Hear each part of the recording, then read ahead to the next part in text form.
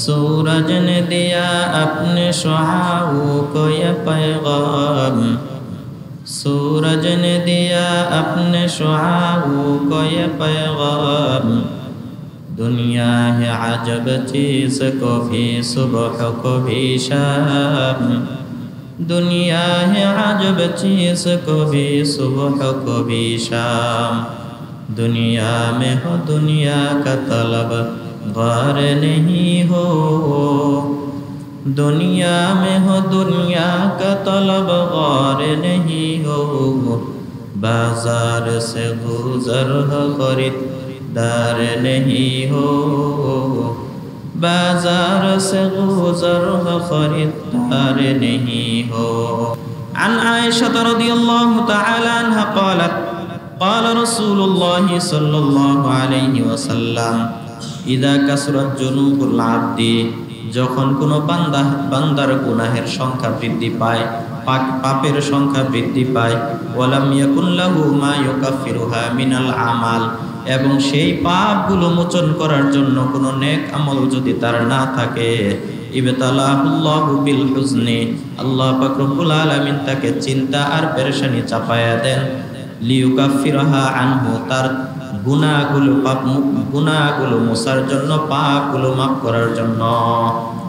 মুসনাদে আহমদ, মিশকাত শরীফ উভয় কিতাবের মধ্যে হাদিসটা আছে। যখন গুনাহ করছে কিন্তু গুনাহ মাফ করার মতন কোনো বাহানা নাই, কোনো নেক আমল নাই, আল্লাহ তাআলা তখন চিন্তা পেরেশানি বাড়ায় দেয়। কেন? যেন এই চিন্তার পেরেশানি বৃদ্ধি করে দেয়, ওই বান্দার গুনাহগুলো আল্লাহ তাআলা মাফ করতে পারেন। তাহলে আমরা যখন বিভিন্ন পেরেশানিতে লিপ্ত হই, বিভিন্ন চিন্তা ভাবনা, এগুলোর পিছনেও ইমানদার বান্দার লাভ রয়েছে যদি সে ধৈর্য ধারণ করতে পারে। মৃত্যু সম্পর্কে বিভিন্ন কথা বলা হয়েছে, আর হাদিসের মধ্যে আমরা শুনেছি, ছোট কাল থেকে শুনে আসছি যে কবর মানুষকে চাপ দিবে এমন ভাবে যে এক পাশের পাঁজরের হাড় অপর পাশে ঢুকে যাবে, চূর্ণ বিচূর্ণ হয়ে যাবে। একটা মানুষ যদি এক পাশের পাঁজরের হাড় আর এক পাশের ঢুকে এবং সেগুলো আস্তে আস্তে চূর্ণ বিচূর্ণ হয়ে যায়, ভেঙে যায়, তাহলে তার আরাম লাগবে না কষ্ট হবে? কষ্ট হবে। কিন্তু ইমানদার বান্দাকে যদি কোনো কারণে কবরে চাপ দেওয়া হয়, এটার জন্য সে শাস্তি উপলব্ধি করতে পারবে কিনা? আন মা'বাদ ইবনুল মুসাইয়িব রাদিয়াল্লাহু তাআলা أن عائشة رضي الله تعالى عنها قالت يا رسول الله إنك منذ حدثتني بصوت منكر ونكير وضغطة القبر ليس ينفعني شيء قال يا عائشة إن صوت منكر ونكير في أسماع المؤمنين كالأسمد في العين وضغطة القبر على المؤمنين كالأم المشفقة يشكو إليها ابنها الصداع فتغمد رأسه غمزا رقيقا। রাসূলুল্লাহ সাল্লাল্লাহু আলাইহি ওয়াসাল্লাম বর্ণনা করেন, যেদিন হতে হযরত আয়েশা সিদ্দিকা রাদিয়াল্লাহু তাআলা আনহা রাসূলুল্লাহ সাল্লাল্লাহু আলাইহি ওয়াসাল্লামের কাছে জিজ্ঞাসা করছেন যে হে আল্লাহর রাসূল, যেদিন হতে আপনি মুনকার এবং নাকিরের বিকট আওয়াজ এবং কবরের জুড়ে চাপ দেওয়ার কথা, চাপ দিয়ে ধরার কথা শুনাইছেন, সেদিন হতে কোনো কিছুই আমাকে সান্ত্বনা দিতে পারছে না। অর্থাৎ যখনই আমার মনে হয় কবরে এভাবে চাপ দেওয়া হবে, মুনকার নাকির বিকটভাবে কবরে এসে আওয়াজ করবে, সেদিন থেকে আমি কোনোভাবেই নিজেকে সান্ত্বনা দিতে পারতেছি না। রাসূলুল্লাহ সাল্লাল্লাহু আলাইহি ওয়াসাল্লাম ইরশাদ করেন, হে আয়েশা, মুনকার নাকিরের বিকট আওয়াজ মুমিনের জন্য, মুমিনের কানে চোখে সুরমা দেওয়ার মতন প্রশান্তিময়। কোন একটা মানুষ যখন চোখের ভিতরে সুরমা দেয়, ওই সুরমা যে কাঠি দ্বারা দেয় সেটা অনেক সময় ভিতরে যায় কিনা? যায় না? ব্যথা পাওয়া যায়? ব্যথা পাওয়া যায় না। আল্লাহ রাসূলুল্লাহ সাল্লাল্লাহু আলাইহি সাল্লাম বর্ণনা করতেছেন, মুনকার নাকির আওয়াজ দিলে যে আওয়াজ যখন দিবে, ইমানদার বান্দার সেই বিকট আওয়াজে কষ্ট হবে না, বরং ইমানদার কোন একটা মানুষ চোখে সুরমা দিলে যেরকম আঘাত পায় না, আরাম লাগে, তদ্রূপ ভাবে ওই ইমানদার বান্দাদের জন্য মুনকার নাকিরের আওয়াজটা প্রশান্তিময় হবে। তৃপ্তিদায়ক হবে, প্রশান্তিময় হবে। আর কবরের চাপ মুমিনের জন্য তেমনি আরামদায়ক হইবে যেভাবে কোনো স্নেহময়ী মা তার সন্তানের কাছে, মায়ের কাছে মাথা ব্যথার অভিযোগ করে। যখন মাথা ব্যথার অভিযোগ করে মা আস্তে করে কপালটা টিপে দেয়, মাথাটা টিপে দেয়, ওই মাথা টিপে দিলে যেরকম চাপের দ্বারা কষ্ট হয় না, আরাম পায়, ইমানদার বান্দার জন্য কবরের চাপটাও আল্লাহ তাআলা তেমন আরামদায়ক বানাই দিবেন, তেমনি আরামদায়ক বানাই দিবেন। তাহলে বোঝা গেল ইমানদার বান্দা সেই কষ্ট উপলব্ধি করবে না, চাপ দিবে, কিন্তু সেটাকে আল্লাহ তাআলা কি করে দিবেন? আরামে কনভার্ট করে দিবেন, পরিবর্তন করে দিবেন। এটা আল্লাহ তাআলার পক্ষে সম্ভব কিনা? সম্ভব। আমরা অনেক সময় রাত্রিবেলা ঘুমাই, ঘুমানোর পর অনেকেই স্বপ্নে দেখি যে কোনো সাপ প্রচন্ড ভাবে দৌড়াইতেছে আমাকে, কোনো শত্রু আমার পিছন দিকের থেকে ধাওয়া করতেছে, জোরে জোরে চিল্লাইতেছি। তো আমার আশপাশে মানুষ শোয়া আছে, তারা কি বুঝতে পারে যে আমি যে দৌড়াইতেছি, আমি কষ্ট পাচ্ছি, চিল্লাইতেছি? তারা কি শুনে? বডি নিস্তেজ থাকে, কোনো ধরনের মানে তারা ডান বামে যারা শুয়ে আছে তারা টের পায় না। আবার অনেক সময় স্বপ্নের ভিতরে দেখে খুবই আরামের জায়গার ভিতরে কি আছে, খুব প্রশান্তি লাগতেছে, ভালো লাগতেছে, ওইটাও ডানে বামে লোক যারা আছে তারা টের পায় না। তো দ্রুপ ইমানদার বান্দা এরকম কি হবে না, কোনো কিছু টের পাবে না, বুঝবেই না। তবে রাসূলুল্লাহ সাল্লাল্লাহু আলাইহি সাল্লাম একটা কথা বলছেন, ওয়ালাকিন ইয়া আয়েশা ওয়াইলুল লিশাকিন ফিল্লাহি কাইফা ইয়াদগাতুনা ফি কুবুরিহিম কাদাতাতিস সখরাতি আলাল বাইদা। কিন্তু রাসূলুল্লাহ সাল্লাল্লাহু আলাইহি সাল্লাম সাবধান করে বলে দিয়েছেন, হে আয়েশা, জীবন ভীষণ বিপদে পড়বে ওই সকল মানুষ যারা আল্লাহ তাআলার অস্তিত্ব নিয়ে সন্দেহ পোষণ করে। দুনিয়াতে এক শ্রেণীর মানুষ আছে যারা আল্লাহ তাআলাকে বিশ্বাস করে না, আছে না নাই? নাস্তিক আর কি, যারা আল্লাহ তাআলাকে বিশ্বাস করে না, এই সকল মানুষ, এদের ব্যাপারে বলতেছে ওয়ালাকিন ইয়া আয়েশা, হে আয়েশা সাবধান, ওয়াইলুন দুর্ভোগ মানে ধ্বংস ওই সকল লোকদের জন্য, লিশাকিনা যারা লিশাকিনা ফিল্লাহি যারা আল্লাহ তাআলার অস্তিত্ব নিয়ে কি করে সন্দেহ পোষণ করে, এদের জন্য কবরের ভিতরে মারাত্মক কষ্ট হবে, শাস্তি হবে। এরা কবরের ভিতরে, কবর তাদেরকে এমন ভাবে চেপে ধরবে যে ডিমের উপর মাথা রেখে সজোরে আঘাত করলে এই ডিমের চিহ্ন অস্তিত্ব খুঁজে পাওয়া যাবে না। ডিমের উপর আপনি মাথা রাখলেন, তারপরে পাথর, বড় পাথর দিয়ে জুড়ে আঘাত করলেন, ডিম মাথা কিছুটা থাকলেও কিন্তু ডিমের অস্তিত্ব খুঁজে পাওয়া যাবে না। তো এদেরকে আল্লাহ তাআলা, রাসূল বলেন যে যারা আল্লাহ তাআলার অস্তিত্ব নিয়ে সন্দেহ পোষণ করে, আল্লাহকে বিশ্বাস করে না, এদের জন্য কবর মারাত্মক কষ্টদায়ক হবে, কঠিন হবে।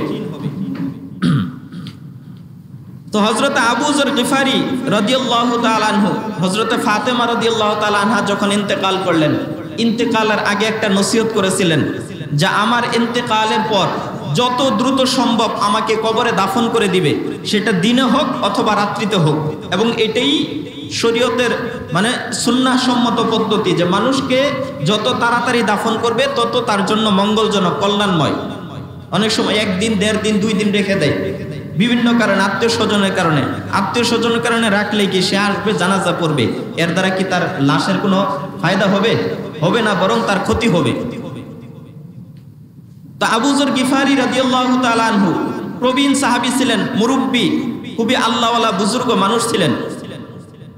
তো হযরত ফাতেমা রাদিয়াল্লাহু তাআলা আনহার ইন্তেকালের পূর্বে যখন ওসিয়ত করে গেছিলেন যে আমার মৃত্যুর পর যত তাড়াতাড়ি সম্ভব কবরে দাফন করে দিবে, হযরত ফাতেমা রাদিয়াল্লাহু তাআলা আনহা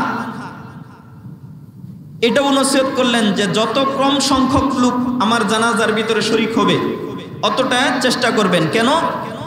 যেন আমার বডির অবয়ব, আমি কতটুকু লম্বা, আমার বডি কিরকম মোটা, আমার ওজন কেমন ছিল, এটাও যেন মানুষ দেখতে না পায়, এত সতর্কতার সাথে দাফন করবেন। পর্দার প্রতি তারা কত কঠোর ছিল। হযরত ফাতেমা রাদিয়াল্লাহু তাআলা আনহার ইন্তেকালের পর যেই সকল মানুষগুলো হযরত ফাতেমা রাদিয়াল্লাহু তাআলা আনহার লাশের খাটিয়া বহন করেছেন, তাদের মধ্য থেকে একজন হলো প্রবীণ সাহাবী, মুরব্বী সাহাবী, আল্লাহর ওলি, জলিলুল কদর সাহাবী হযরত আবু যর গিফারি রাদিয়াল্লাহু তাআলা আনহু।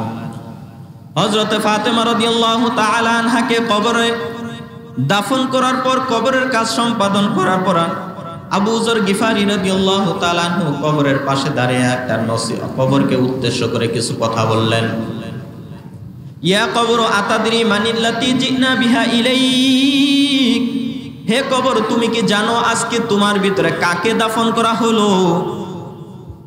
ইয়া বিনতু রাসূলিল্লাহি সাল্লাল্লাহু আলাইহি ওয়াসাল্লাম, হে কবর সাবধান, আজকে তোমার গর্ভের ভিতরে তোমার ভূগর্ভে যাকে দাফন করা হয়েছে তিনি হলেন সারা পৃথিবীর সবচেয়ে শ্রেষ্ঠ মহামানব, নবীদের সর্দার, রসুলগণের সর্দার রাসূলুল্লাহ সাল্লাল্লাহু আলাইহি ওয়াসাল্লামের কন্যা, ওনাকে আজকে তোমার ভিতরে রাখা হইল। ইয়া যাওজাতু আলী রাদিয়াল্লাহু তাআলা, তিনি হলেন হযরত আলী রাদিয়াল্লাহু তাআলা, যাকে রাসূলুল্লাহ সাল্লাল্লাহু আলাইহি ওয়াসাল্লাম নিজেই বলেছেন আনা মদিনাতুল ইলমি ওয়া আলিয়ুন বাবুহা, আমি হলাম মদিনা, আমি হলাম এলেমের শহর, আর এই শহরের দরজা হলো আলী। আবার অন্য জায়গার ভিতরে রাসূলুল্লাহ সাল্লাল্লাহু আলাইহি ওয়াসাল্লাম হযরত আলীকে আসাদুল্লাহ, আল্লাহর সিংহ বলে উপাধি দিয়েছেন। সেই জলিলুল কদর সাহাবী আলী রাদিয়াল্লাহু তাআলা আনহুর স্ত্রী, উনাকে আজকে তোমার ভিতরে দাফন করা হইল। 3 নম্বর, হিয়া সাইয়্যিদাতু নিসাই আহলিল জান্নাহ, হে কবর তুমি সাবধান, তুমি সাবধান, আজকে যাকে তোমার ভিতরে কবর দাফন করা হলো তিনি হলেন জান্নাতি মহিলাদের সর্দারনী। ইয়া উম্মু সাইয়্যিদা শাবাবি আহলিল জান্নাহ আল হাসান ওয়াল হুসাইন, তিনি হলেন জান্নাতি যুবকদের সর্দার হাসান এবং হুসাইনের মা। সুতরাং এমন একজন বিশেষিত মানুষকে তোমার ভিতরে দাফন করা হয়েছে। আজকে কবর তুমি এই হযরত ফাতিমা রাদিয়াল্লাহু তাআলা আনহার সাথে এমন কোনো আচরণ করবা না যে আচরণের কারণে তিনি কষ্ট পান। কবরকে সাবধান করে বলছেন। এবার আল্লাহ পাক রব্বুল আলামিন কবরের জবান খুলে দিলেন। কবর মানুষের ভাষায় বলে উঠল, আনা বাইতুন লাইসা বাইতু হাসাবিন ওয়ালা নাসাবিন, হে আবু যর গিফারি, আপনি তো আমার ভিতরে একজন মানুষকে দাফন করার জন্য তার বিভিন্ন উপাধি, বিভিন্ন বৈশিষ্ট্য বর্ণনা করলেন। এই বৈশিষ্ট্য আমি মাটির ভিতরে যখন দাফন করা হবে তখন এই বৈশিষ্ট্য কোনো কাজে আসবে না। কারণ হইল আনা বাইতুন লাইসা বাইতু হাসাবিন ওয়ালা নাসাবিন, আমি এমন ঘর যে ঘরের ভিতরে কোনো বংশমর্যাদা কাজে আসে না, কোনো টাকা পয়সা কাজে আসে না, কোনো দুনিয়ার পদ পদবি কাজে আসে না। ওয়ালা আনা বাইতুল ওয়াহশাতি, আমি হলাম হিংস্র প্রাণীর ঘর। আনা বাইতুল মুসলিমাতি, আমি অন্ধকার ঘর। আনা বাইতুদ দুদি ওয়াল হাওয়ান, আমি নিকৃষ্ট পোকামাকড়ের ঘর। আমাকে আমার ভিতরে যাকেই দাফন করা হোক, এই বংশ, উপাধি, প্রভাব, প্রতিপত্তি, ক্ষমতা, বাদশাহী, নেতাগিরি, এগুলোই কোনো কিছুই কাজে আসবে না। কারণ এখানে এই কবর শুধুমাত্র চিনবে কাকে? আমল চিনবে, আর কোনো কিছুই চিনবে না। যে আমল নিয়ে আসবে এই কবরের ভিতরে শান্তিতে থাকতে পারবে, আর যে আমল নিয়ে আসবে না, দুনিয়ার যত বড় বাদশাহ হোক তাকে কি করার বাঁচানোর মতন ক্ষমতা এখানে কোনো কিছুরই নেই। সুতরাং কি করতে হবে? কবরের ভিতরে আমল নিয়ে আসতে হবে। আমল ছাড়া কবরে গেলে তাহলে সমস্যা আছে। বাদশাহ হারুন রশিদের নাম শুনছেন না আপনারা? আরেকজন ছিল বাদশাহ হারুন রশিদেরই একজন প্রজা ছিল, বুজুর্গ মানুষ, মাজুজুব প্রকৃতির বুজুর্গ। মাজুজুব মানে যাদের দুনিয়ার খেয়াল থাকে কম, পরকালের খেয়াল থাকে বেশি। বাহ্যিকভাবে পাগলের মতন মনে হয়, আসলে সে আল্লাহর পাগল, দুনিয়ার পাগল নয়, যার কারণে মানুষ মনে করে এই লোকটা পাগল।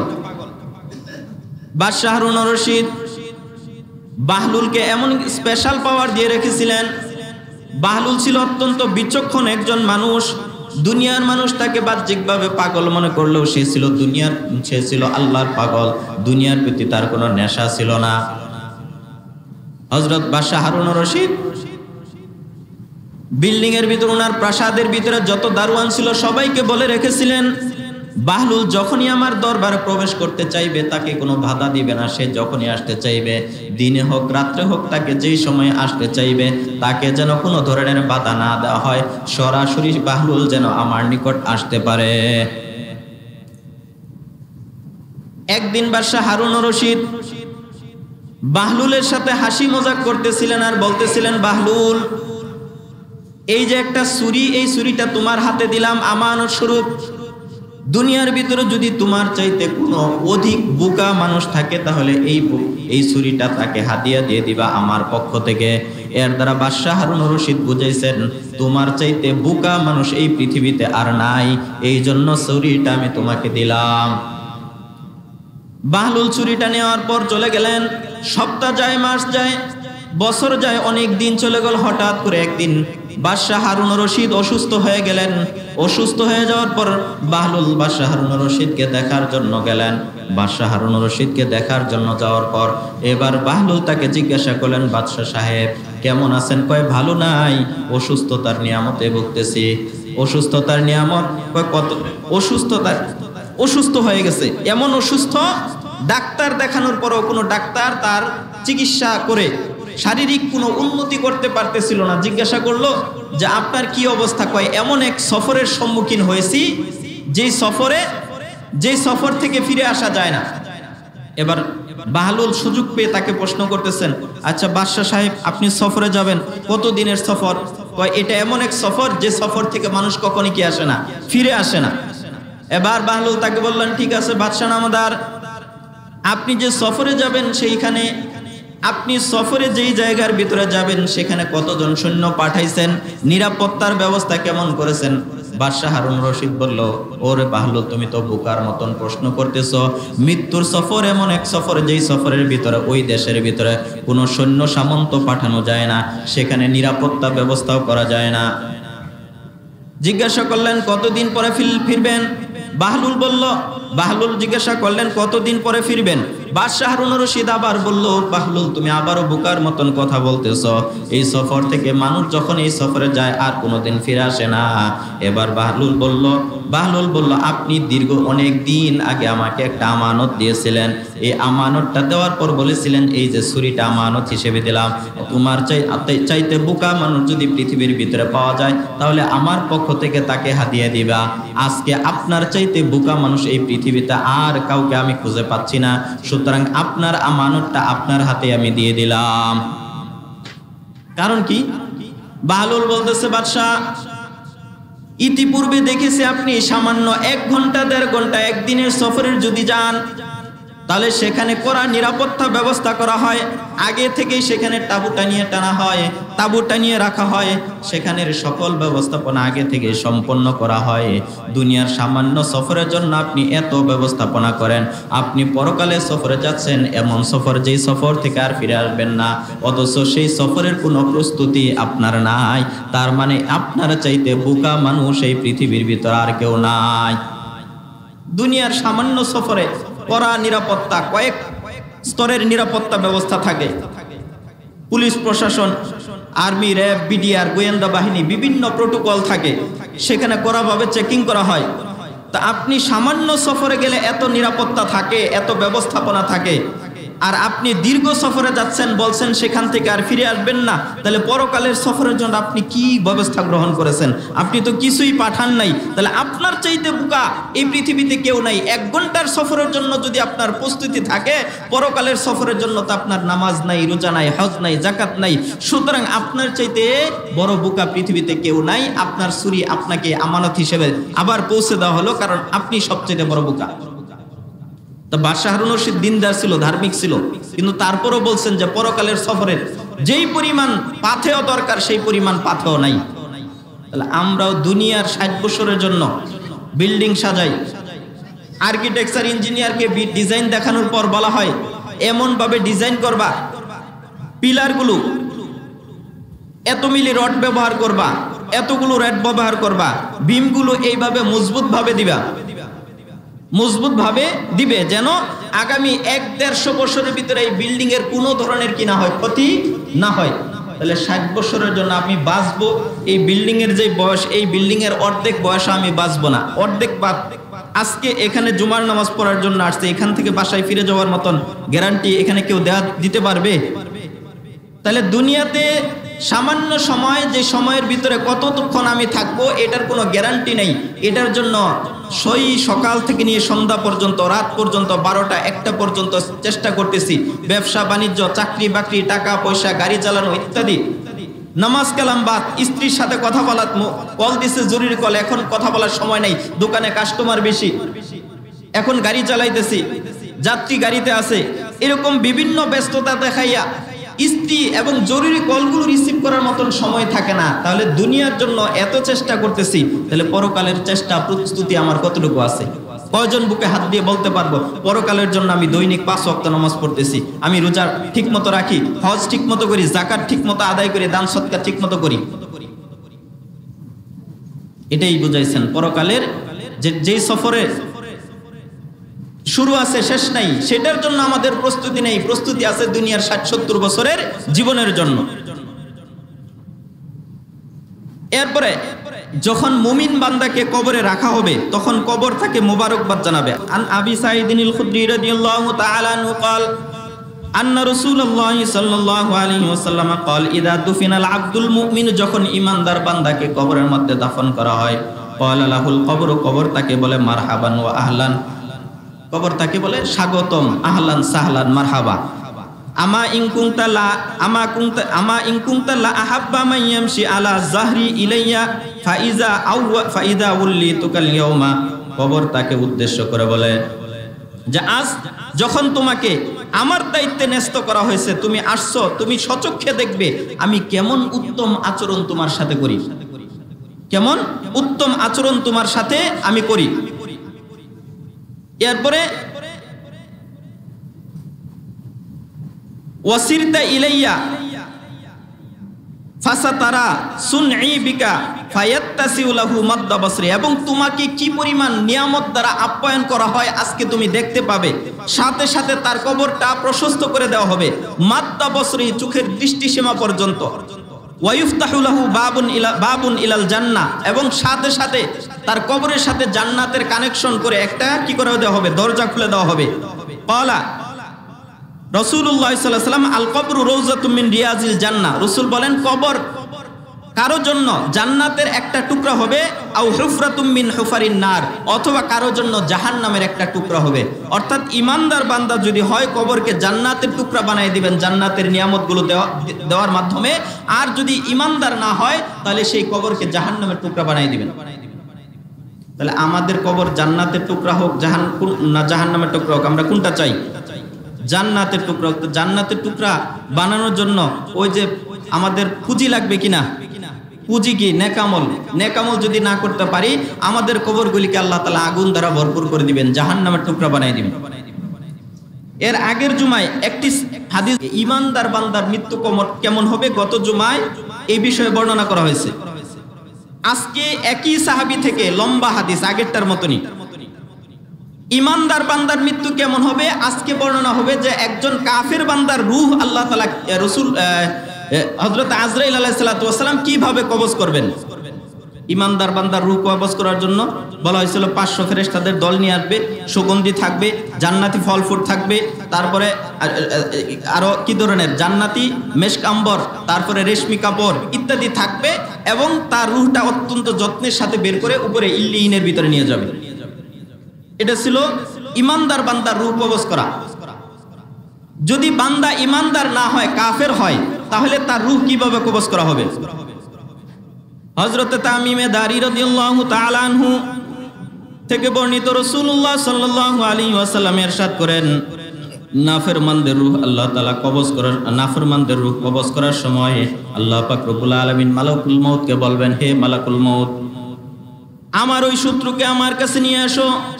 দুনিয়াতে আমি তাকে অগণিত নিয়ামত দান করেছিলাম, অসংখ্য নিয়ামত দান করেছিলাম, আমি তার রিজিকে বরকত দান করেছিলাম, ব্যবসায় বরকত দান করেছিলাম, টাকা পয়সা দান করেছিলাম, সন্তান সন্ততি দান করেছিলাম, বলিষ্ঠ দেহ দান করেছিলাম, সুস্বাস্থ্য দান করেছিলাম, বিভিন্ন রকম নিয়ামত, অগণিত নিয়ামত আমি তাকে দান করেছিলাম। এতগুলো নিয়ামত পাওয়ার পরেও সে আমার নাফরমানি থেকে কখনো বিরত হয় নাই, মসজিদে যায় নাই, নামাজ পড়ে নাই, রোজা রাখে নাই, যাকাত দেয় নাই, হজ করে নাই। তাকে নিয়ে আসো, আমি তার থেকে প্রতিশোধ গ্রহণ করব। তৎক্ষণাৎ মালাকুল মউত অত্যন্ত কুৎসিত এবং ভয়ানক আকৃতি নিয়ে ফেরেশতাদের নিয়ে উপস্থিত হইবেন। এমন ভয়ানক আকৃতি জীবনে কেউ কখনো দেখে নাই।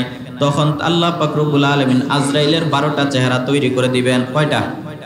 12টা চেহারা, ভয়ানক 12টা চেহারা থাকবে। ঈমানদার বান্দার অত্যন্ত সুদর্শন চেহারা নিয়ে আসবে, আর কাফের বান্দার রূহ কবজ করার সময় আজরাইলের চেহারা হবে কয়টা? 12টা চেহারা হবে। না 12টা চেহারা না, 12টা চুপ থাকবে। কয়টা চুপ থাকবে? 12টা চুপ থাকবে। তিনি জাহান্নামের দুর্গন্ধ কাঁটাযুক্ত পোশাক পরিহিত থাকবেন, তার জন্য আগুনের পোশাক এবং গন্ধকের জামা নিয়ে আসবেন, আরো তার সাথে আগুনের অঙ্গার এবং আগুনের চাবুক থাকবে। মালাকুল মউত জাহান্নামের আগুনের ওই কাঁটাযুক্ত পোশাক দ্বারা তার দেহের উপর প্রহার করতে থাকবেন।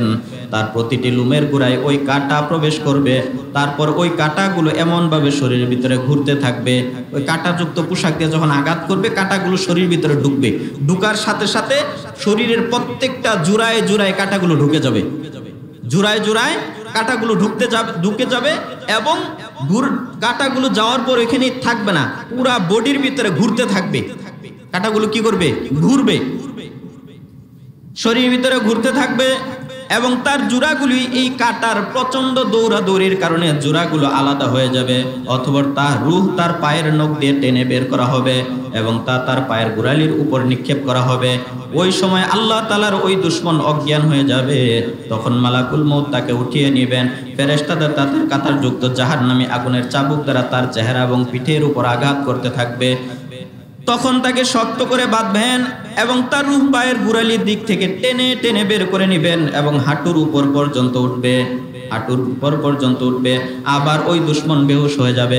মালাকুল মউত তাকে পুনরায় আবার উঠাইবেন, জাগ্রত করবেন।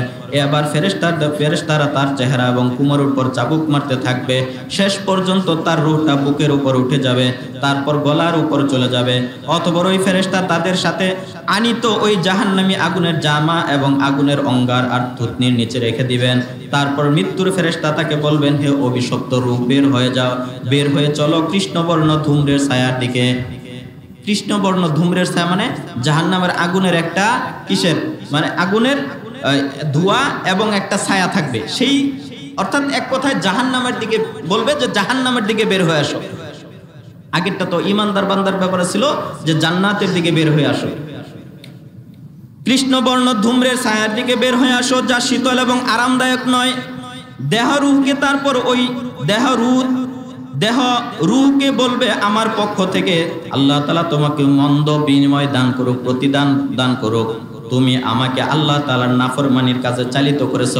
রূহ দেহকে বলবে যে তুমি হাত পা চঙ্গ পতঙ্গ তুমি নাফরমানির ক্ষেত্রে কি করছো?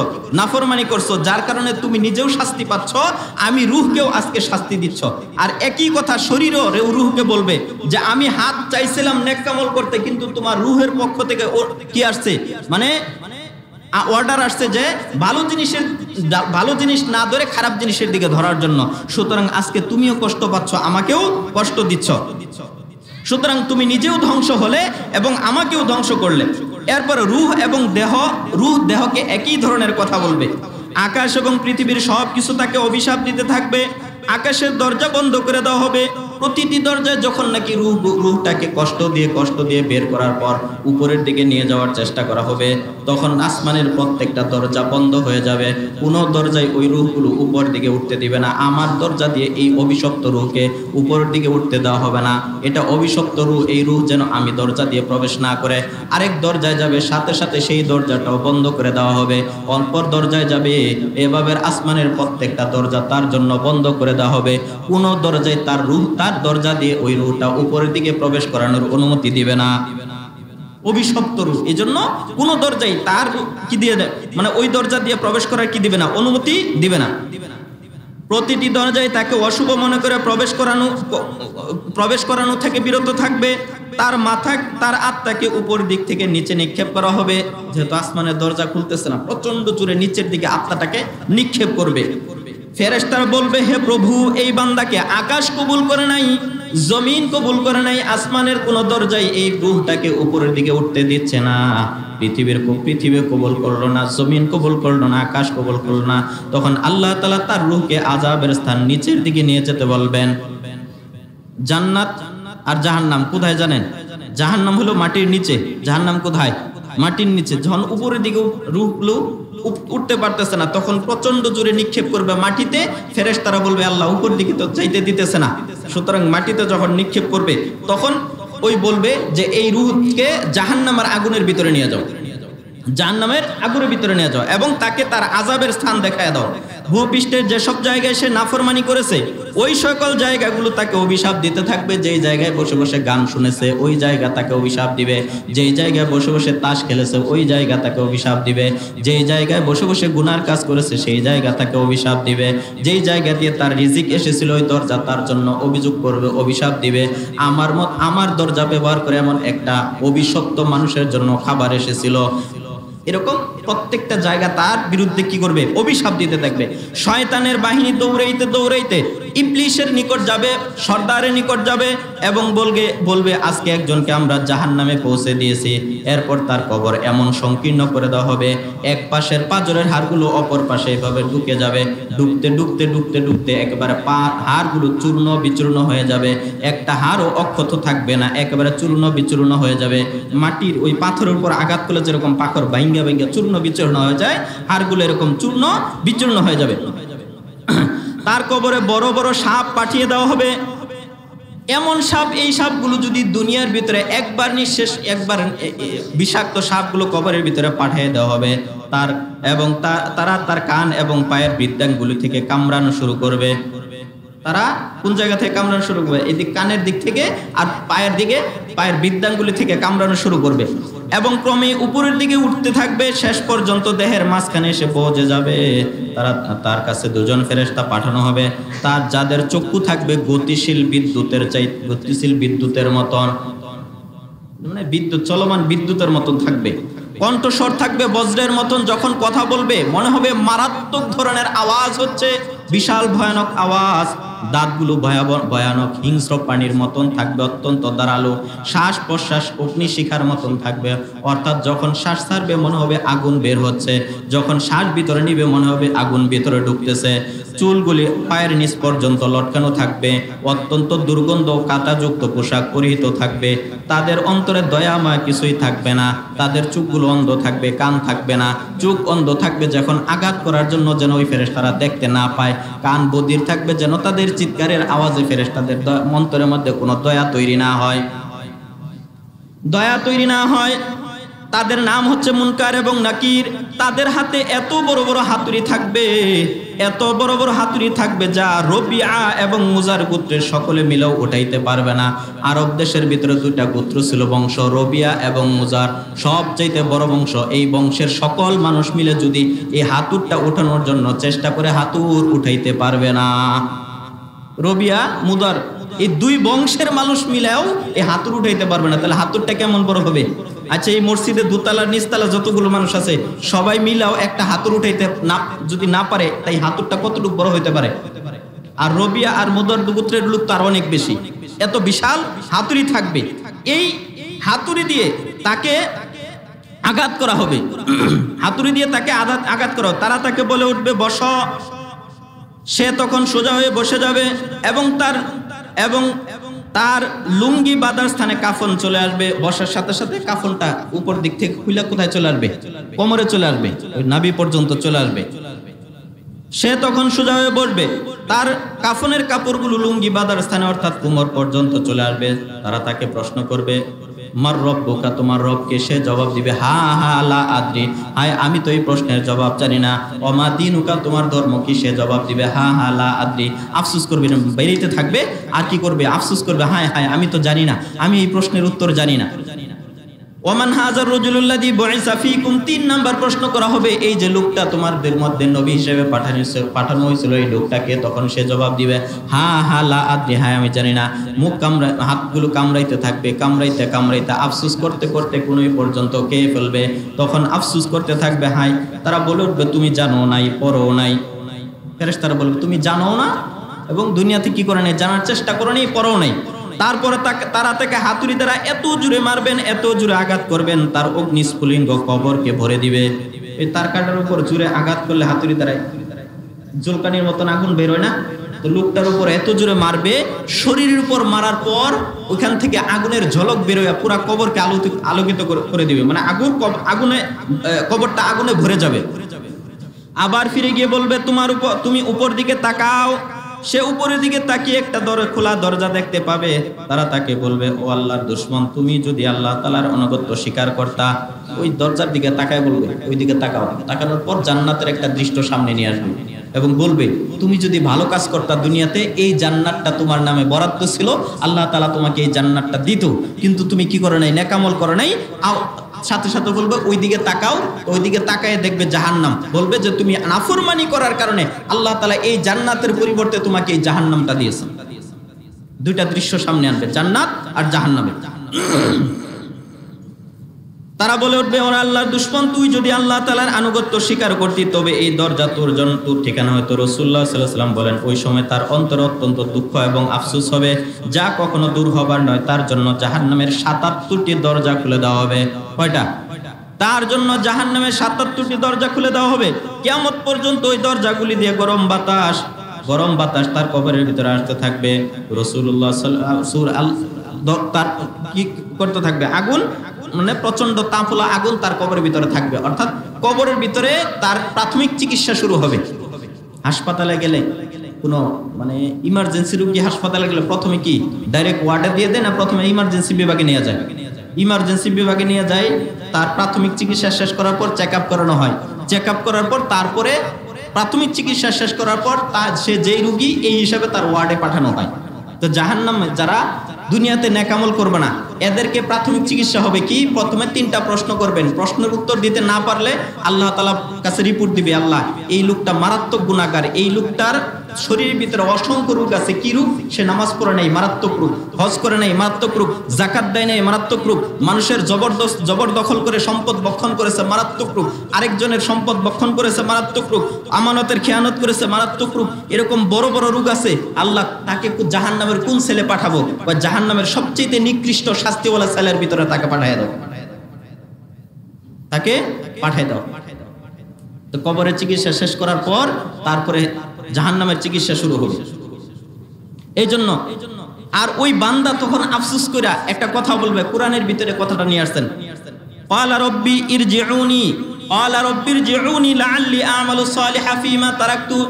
ইয়া রব্বুল আলামিন, দুনিয়াতে বুঝি নাই, আজকে বুঝতে পারছি। তুমি আমাকে আবার দুনিয়ার ভিতরে পাঠিয়ে দাও, যেন আমি লাআল্লি আমালু সালিহা, যেন আমি নেক আমল করতে পারি। এবং সাথে সাথে দুনিয়ার বন্ধুদের জন্য আফসোস করবে, ইয়া লাইতানি কুনতু তুরাবা, হায় আজকে যদি আমি মানুষ না হইয়া মাটি হইতাম। ইয়া লাইতানি তাখাযতু মা'আর রাসূলি সাবিলা। এই যে যারা বন্ধু বান্ধব গ্রহণ করেন, সাবধানে গ্রহণ করবেন। হাদিসের ভিতরে আছে, লা তুসাহিব ইল্লা মুমিনান ওয়ালা ইয়াকুল মালাকা ইল্লা তুকা।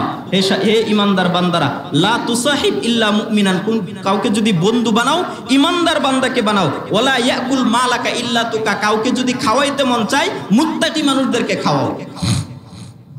আর যদি না করো, বন্ধু যদি তোমার খারাপ হয়, ইমানদার না হয়, নামাজ পড়ে না, রোজা রাখে না, এমন বন্ধু হয়, তোমার পার্টি হয় কাদের সাথে? যারা ইমানদার নয়, তাদেরকে খাওয়াও। যদি এমন হয়, আফসোস করবা, ইয়া লাইতানি তাখাযতু মা রাসূলি সাবিলা, হায় আমি যদি রসুলের পথ গ্রহণ করতাম।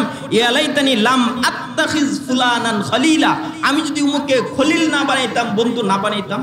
আজকে ওই বন্ধুর কারণে আমি নামাজে যাই নাই। আজকে যদি তাকে বন্ধু না বানাইয়া, আমাদের ক্লাসের ভিতরে একটা ভালো ছাত্র ছিল, সে নামাজ পড়তো 5 ওয়াক্ত, ছাত্র ভালো ছিল না কিন্তু নামাজ পড়তো, যদি ওর সাথে বন্ধুত্ব থাকতে, তাহলে আমিও তার সাথে মসজিদে যাইতাম। দুনিয়ার বন্ধুত্বের জন্য আফসোস করবে, দুনিয়া যাদেরকে খাওয়াবে, খাওয়ানোর জন্য সে আফসোস করবে, খাওয়ানোর জন্য আফসোস করবে। আল্লাহর কাছে বারবার অনুরোধ করবে, আল্লাহ একবারের জন্য একটু পাঠাও, একবারের জন্য একটু পাঠাও, আর কখনো গুনাহ করবো না, নেক আমল করে তারপরে কবরের ভিতরে আসবে। কিন্তু তখন আর আসার সুযোগ আসেনি? আছে? কবর থেকে যখনই মানুষ মৃত্যুবরণ করবে, তাকে দুনিয়ায় পাঠানোর আর কোনো সুযোগ আছে? নাই। তাহলে আমরা দুনিয়ার জন্য প্রস্তুতি নিতেছি, পরকালের কোনো প্রস্তুতি নাই। বাদশাহ আলেকজান্ডার, কোনো কিতাবের মধ্যে অন্য নামও আছে, তো মূল ঘটনা যেটা এটা বলি। বাদশাহ আলেকজান্ডার 33 বছর বয়সে ইন্তেকাল করেছেন, 11 বছর রাজ্য শাসন করেছেন, অল্প বয়সে রাজত্বে সিংহাসনে বসছেন। এই 11 বছরের রাজ্য শাসনে ওনার দেশের সীমানা অনেক দূর পর্যন্ত নিয়ে গেছেন, অনেক দেশ বিজয় করার পর ওনার দেশের সীমানার অন্তর্ভুক্ত করেছেন। এই বাদশাহ আলেকজান্ডার মৃত্যুবরণ করার আগে ওনার নিকটস্থ উজির মন্ত্রী মিনিস্টার যারা ছিল এবং কাছের মানুষ যারা ছিল তাদেরকে 3টা নসিহত করে গেছিলেন যে আমি যখন মানে বাদশাহ আলেকজান্ডার মারাত্মক রোগে আক্রান্ত হলো, আক্রান্ত হওয়ার পর কাছের মানুষদেরকে ডেকে আনলেন, আনার পর বললেন আমি যখন ইন্তেকাল করব, আমার ইন্তেকালের পর তোমরা 3টা নসিহতের উপর আমল করবা। 1 নাম্বার, দুনিয়ার ভিতরে আমার যে সকল পার্সোনাল চিকিৎসক ছিল, পারিবারিক চিকিৎসক ছিল, শুধুমাত্র পারিবারিক চিকিৎসক যারা আছে তারাই আমার রাসের খাটিয়া বহন করবে। কারা? যারা দুনিয়াতে আমার চিকিৎসা দিছে এই ডাক্তাররা আমার লাশের খাট বহন করবে। 2 নাম্বার, আমাকে যেই রাস্তায় কবরস্থানে নিয়ে যাওয়া হবে, আমার বাড়ি থেকে বাসা থেকে কবরস্থান পর্যন্ত সেই রাস্তায় মণি মুক্তা স্বর্ণরূপা আমার উপার্জিত সম্পদগুলো সেই রাস্তায় নিচে বিছিয়ে দেওয়া হবে। 3 নাম্বার, আমাকে যখন কবরের ভিতরে নিয়ে যাওয়া হবে, আমার 2টা হাত যেন ওই লাশের খাটিয়ার ভিতরে থাকা অবস্থায় লাশটা ওই হাত 2টা কাফনের কাপড় থেকে বের করে বাহিরে এভাবে ঝুলিয়ে দেওয়া হয়। তাহলে কয়টা নসিহত করছে? 1 নাম্বার, আমার লাশের খাট বহন করবে কারা? যারা চিকিৎসক দল, তারা ফ্যামিলি চিকিৎসক, পারিবারিক চিকিৎসক। 2 নাম্বার, যে রাস্তায় আমাকে কবরে নিয়ে যাওয়া হবে সেই রাস্তায় মণিমুক্তা ছিটিয়ে দেবা, আমি যত সম্পদ কি করেছি জমা করেছি এই রাস্তায় ছিটিয়ে রাখবা। 3 নাম্বার, আমার হাত কাফনের ভিতরে না রাখা, কাপড়ের ভিতরে না রাখা ঝুলাই দিবা 2 দিকে। তারা জিজ্ঞাসা করলেন বাদশা সাহেব, এমন আজীব ধরনের ওসিয়ত তো এই পর্যন্ত কোনো বাদশা কোনো মানুষ করে নাই, এই 3টা ওসিয়ত করার পিছনে আপনার কারণটা কি? বাদশা তখন বললেন আমার ক্লাসের খাটিয়া আমার ডাক্তারেরা বহন করবে, এই জন্য বললাম। কারণ হলো দুনিয়ার হায়াত যখন শেষ হয়ে যাবে, যত বড় ডাক্তার থাকুক এই ডাক্তাররা আমার আর হায়াত দিতে পারবে না, বাড়াইতে পারবে না। এই চিকিৎসকের দলেরা আমার এতদিন পর্যন্ত চিকিৎসা করেছে, বিভিন্ন রোগের ভিতরে ঢুকে তাদের ঔষধ সেবন করে আমি সুস্থ হয়েছে, কিন্তু আমার হায়াত যখন শেষ হয়েছে এরা আমাকে বাঁচাইতে পারে নাই।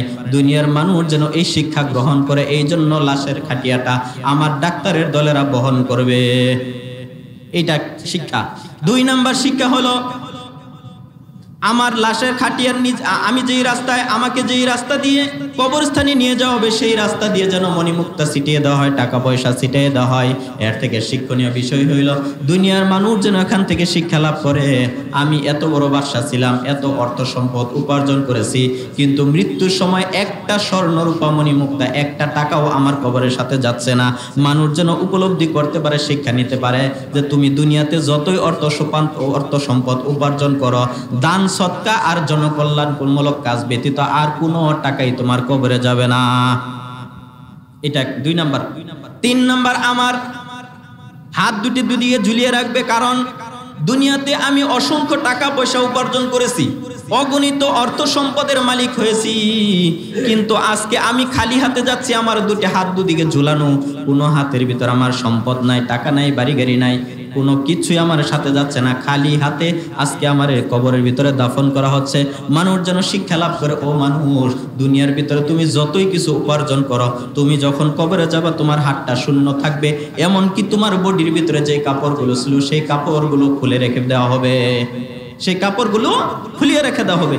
সুতরাং এই দুনিয়াতে তুমি যত কিছুই করো, তোমার টাকা কোথায় যাবে না, কবরে যাবে না, তোমার সম্পদ কবরে যাবে না। তুমি খালি হাতে ওই জন্মের সময় যেরকম উলঙ্গ অবস্থায় এসেছিলে, মৃত্যুর সময় সেই অবস্থায় আসবে, কাপড় থাকবে না। তবে পার্থক্য কি, জন্মের সময় বাচ্চা জন্মগ্রহণ করলে উলঙ্গ থাকলেও কিছুটা সৌন্দর্য আছে না নাই, কিন্তু যখন মানুষ মারা যায় বৃদ্ধ অবস্থায় বা বয়স্ক অবস্থায় মারা যায়, ওই উলঙ্গ অবস্থার দিকে তাকানো যায়নি, বিশ্রী থাকা থাকে।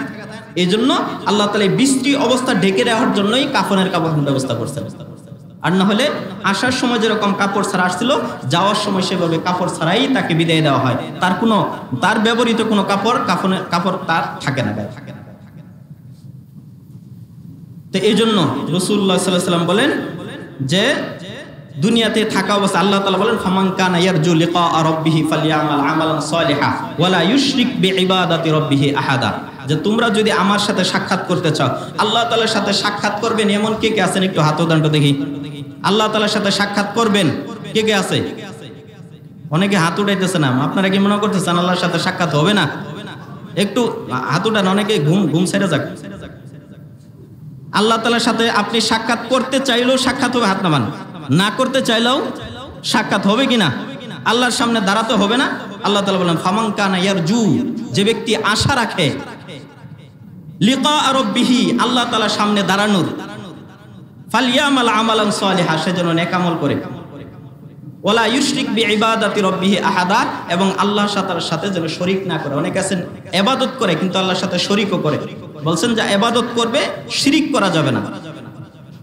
এবং এই দুইটা কাজ করে যদি আসো, আমার সাথে সাক্ষাৎ হবে তোমার জন্য খুবই প্রশান্তিদায়ক, আমি তোমার জন্য এমন নিয়ামতের ব্যবস্থা করব যেটা দুনিয়াতে কল্পনাও করতে পারো না। আর যদি তুমি নেক আমল না করো, অথবা আমল করছো কিন্তু আমলে শিরিক মিশ্রিত ছিল, শিরিকের গন্ধ ছিল, তাহলে এই সাক্ষাৎটা তোমার এমন হবে জীবনে কোনোদিন সেই সাক্ষাৎ তুমি ভুলতে পারবে না।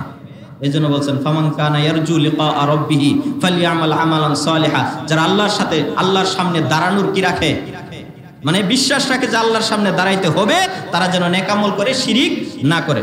আরেক আয়াতের মধ্যে বলছেন মান আমিলা সালিহাম মিন যাকারি ওয়া উনসা, যে পুরুষ এবং নারীদের মধ্য থেকে যারা নেক আমল করবে, ফালা নুহইয়ান্নাহু হায়াতান তাইয়্যিবা, আমি তাদেরকে হায়াতে তাইয়্যিবা দান করব, বরকতময় জীবন দান করব। এবং হায়াতে তাইয়্যিবার ব্যাখ্যা কি, এটা তাফসীর কিতাবে 3-4টা ব্যাখ্যা বলা হয়েছে, তো এখন এটা বলার সময় না। ওয়ালা নাজসিয়ান্নাহুম আজরাহুম বিআহসানি মা কানু ইয়ামালুন, দুনিয়াতে তারা যে আমল করছিল এর প্রতিদান হিসেবে এমন অগণিত নিয়ামত দান করব, তারা সন্তুষ্ট হয়ে যাবে, খুশি হয়ে যাবে, তারা বলবে আল্লাহ তাআলা দুনিয়াতে যে প্রতিশ্রুতি দিয়েছিল তার চেয়ে অনেক বেশি আল্লাহ তাআলা বাড়াই দিয়েছে। আল্লাহ তাআলা আমাদের সবাইকে পরকালের প্রস্তুতি নেওয়ার, নেক আমল বেশি বেশি করার তৌফিক দান করুক।